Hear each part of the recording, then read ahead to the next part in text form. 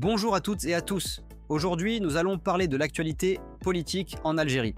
Ces derniers jours ont été marqués par des événements forts, aussi bien sur le plan national que diplomatique, entre le deuil national décrété par le président Tebboune, les alliances politiques autour des réformes et les tensions avec la France et l'Union européenne. La scène politique algérienne est en pleine effervescence.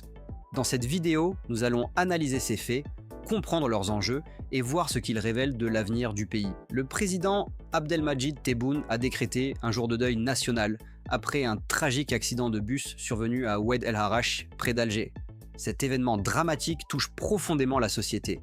Au-delà de la douleur, il rappelle aussi la fragilité des infrastructures de transport et la nécessité de renforcer la sécurité routière. Politiquement, ce geste de deuil national est aussi un moyen pour le président de montrer sa proximité avec le peuple dans un contexte où l'image du pouvoir est souvent critiquée. En parallèle, l'été politique en Algérie est placé sous le signe de l'unité. Un large front de partis politiques s'est exprimé pour soutenir les réformes engagées par le gouvernement. Ces réformes touchent notamment la gouvernance, l'économie et la justice sociale. Mais une question se pose. S'agit-il d'un réel consensus démocratique ou bien d'une stratégie de façade, orchestrée pour montrer une stabilité politique à l'intérieur et à l'extérieur du pays? Sur le plan international, les relations entre l'Algérie et la France restent tendues. Depuis que Paris a officiellement reconnu la souveraineté du Maroc sur le Sahara, Alger a multiplié les gestes de protestation. L'affaire Boualem Sansal, écrivain algérien arrêté puis libéré, a ajouté de l'huile sur le feu. En réponse, Emmanuel Macron a appelé à un durcissement de la position française vis-à-vis d'Alger. Ces tensions révèlent à quel point le dossier du Sahara est un point sensible et structurant de la diplomatie algérienne. L'Union européenne a lancé une procédure d'arbitrage contre l'Algérie, accusée de restreindre les échanges commerciaux et les investissements européens.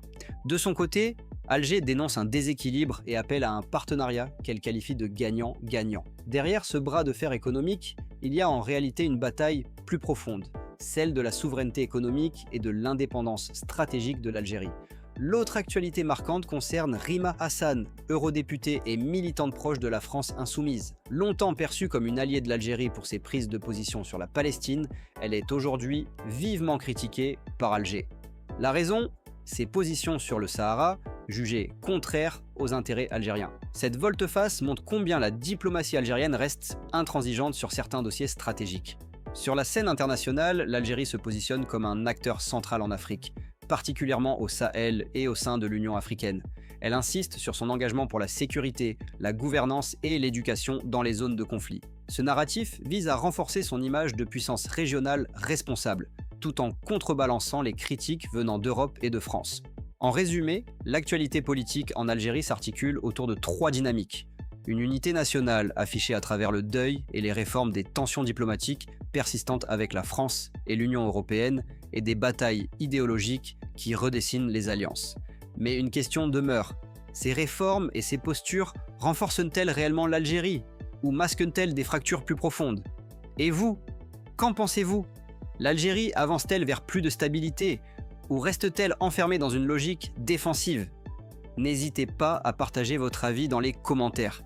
Si cette analyse vous a plu, pensez à vous abonner et à activer la cloche pour ne manquer aucune vidéo. Merci de votre attention et à très bientôt pour une nouvelle analyse.